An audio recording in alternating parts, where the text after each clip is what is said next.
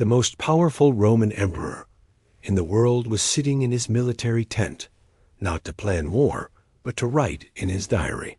What he wrote in that dark night would change the lives of millions of people for the next 2,000 years.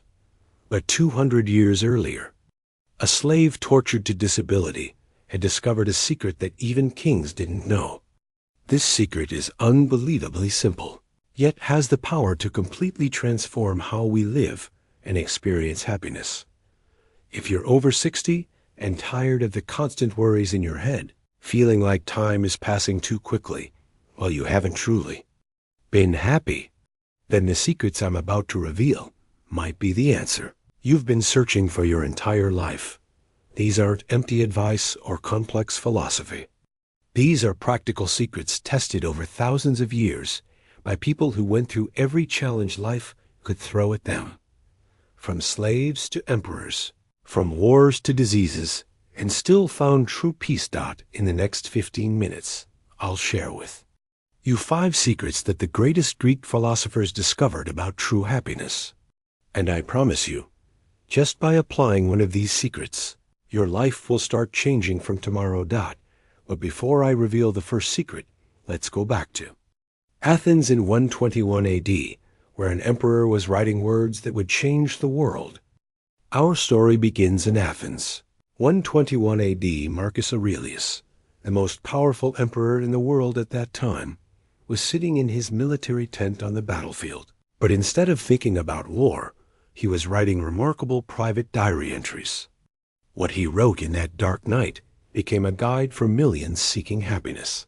But Marcus Aurelius wasn't the first to discover this.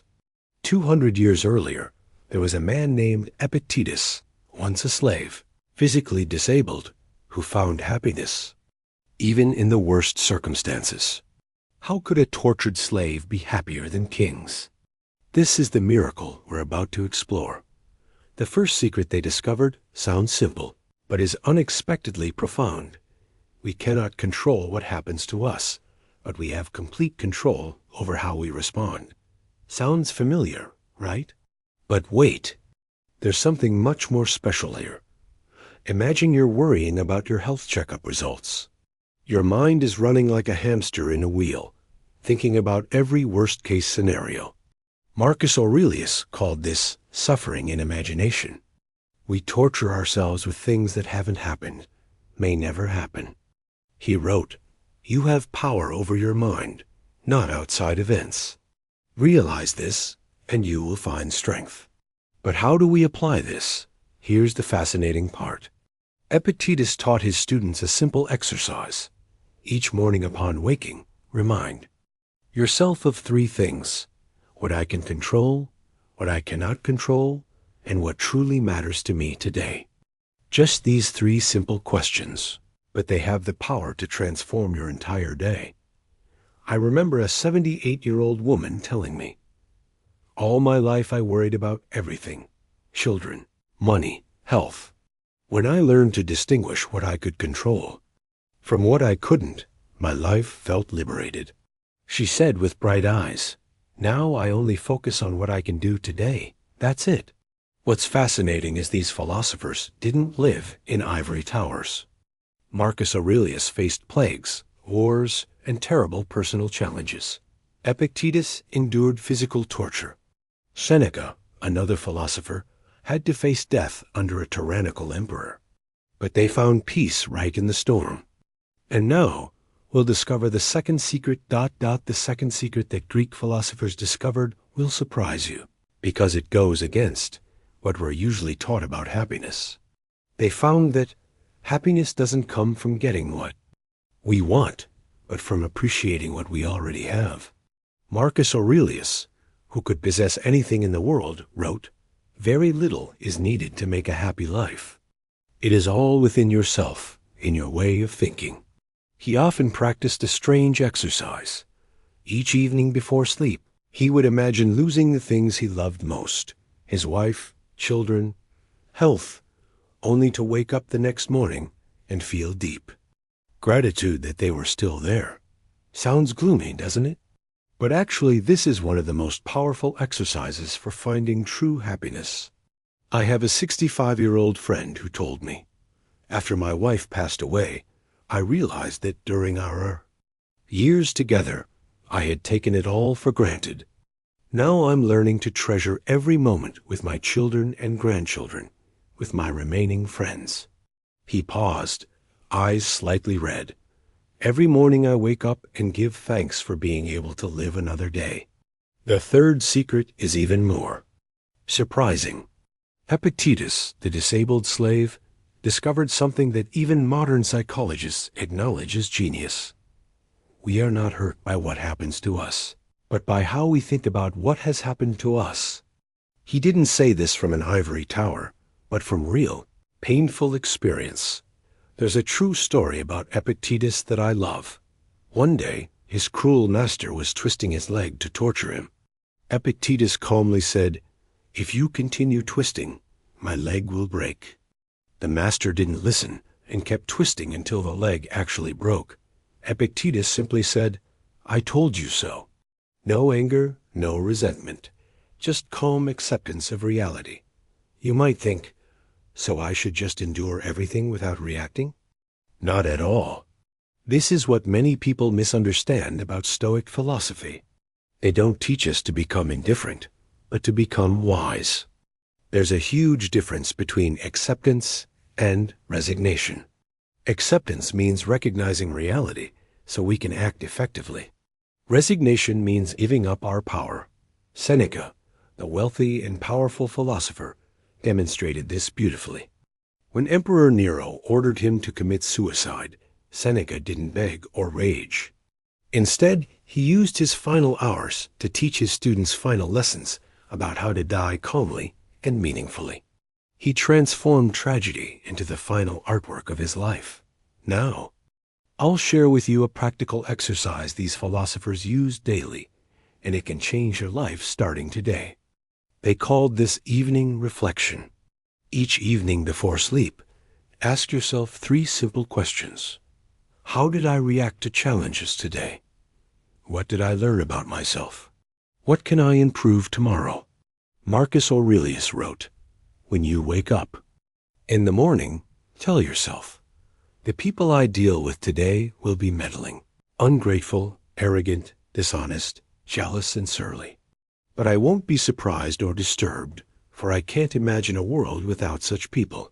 Sounds pessimistic? Actually, this is the most practical optimism. When you don't expect everyone to be perfect, you won't be disappointed and can focus on what you can control. And now, we come to the final and perhaps most important secret that the Greek philosophers left us. That is the art of memento mori, remembering death. Before you think this is something gloomy, let me explain. They discovered that when we truly understand and accept the finite nature of life, only then can we live fully and meaningfully.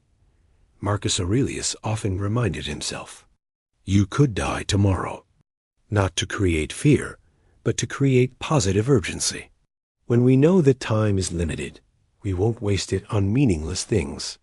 We will treasure every moment with our loved ones. We will forgive faster, love deeper, and live more authentically. I once met an 82-year-old man in the park. He sat feeding birds every morning. I asked, "Why do you enjoy this?" He smiled. "My dear, when I was young, I was always rushing, always thinking that someday I would have time to do things I enjoyed. Only when I retired did I realize how many beautiful moments had passed without me noticing. Now I just want each day that passes to have at least one thing that makes me feel truly alive." This is exactly the wisdom that the Greek philosophers wanted to convey. They don't teach us to become cold or emotionless. On the contrary, they teach us how to love more wisely, how to live more consciously. Epictetus said, "Don't explain your philosophy. Embody it." And this is exactly what we can do starting today. This final secret might be the most surprising. True happiness doesn't come from avoiding suffering, but from finding meaning in suffering. Viktor Frankl, a psychologist who survived Nazi concentration camps, wrote, When we are no longer able to change a situation, we are challenged to change ourselves. This is exactly the spirit of Stoic philosophy that the Greek philosophers taught Dot. So how do you start applying these secrets to your life? It's simple. Start with the she-minute rule each morning. Spend the first 5 minutes after waking up asking yourself, what can I control today? What am I grateful for? And how do I want to live meaningfully? Just 5 minutes, but it will orient your entire day in the most positive way. I want to tell you about a 75-year-old woman named Maria. She's had Parkinson's disease for 5 years. Instead of complaining, she told me, this disease teaches me to value every small movement that I used to take for granted. Each time I can hold a coffee cup steadily, I feel like it's a small victory. She paused, smiling. The Greek philosophers were right. We can't control what happens to us, but we can choose how we see it. The Greek philosophers don't promise us a life without suffering. They promise us something more valuable, a soul that cannot be destroyed by any circumstance. Marcus Aurelius wrote, "You have power over your mind, not outside events. Realize this, and you will find strength." This is the greatest legacy they left us. Remember, at age 60, 70, 80 or more, you're at the most beautiful stage to apply this wisdom.